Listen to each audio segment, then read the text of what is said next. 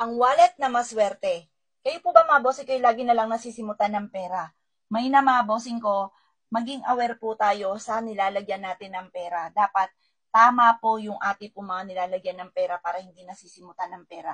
Minsan po ba napapansin ninyo, mamahalin yung wallet ninyo, ito ay bagong wallet mga bossing, mamahalin na, bumili ka ng lumebel up kasi yung luma mong wallet mga bossing ko ay kumbaga gusto niyo na palitan.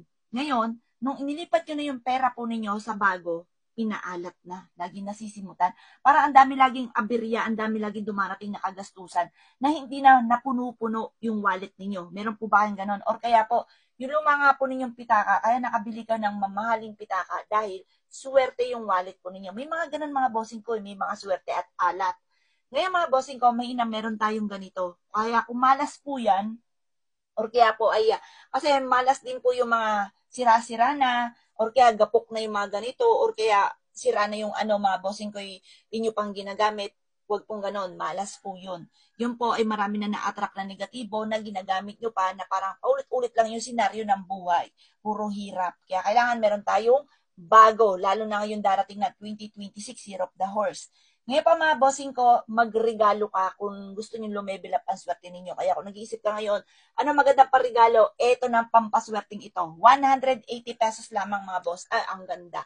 Pero mga boss, pakita ko po muna ang kasama ng 180 pesos. Kasama na po itong laminated na ito na may mga numero na pang-attract ng pera, ng swerte.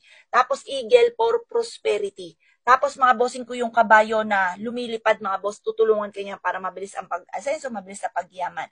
Tapos si Buddha na nakaupo sa gintot alahas mga bossing ko, sa pera mga bossing ko, nag-a-attract yan ng pera para hindi ka naubusan ng pera. Plus additional pa, meron din po siyang bigas at asin na pinaghalo mga bossing. Wala kayong ibang gagawin kundi araw-araw nyo sasabihin magkakaroon ako ng maraming pera. Ganon. Kasama po siya dito sa mga wallet na ipapakita ko mga boss. Nasa inyo na lang kung alin po din disenyo ang gusto po ninyo. Ito po ang kasama po niya na 180 pesos. Tingnan nyo po, pagkalaki-laki, balgi po siya.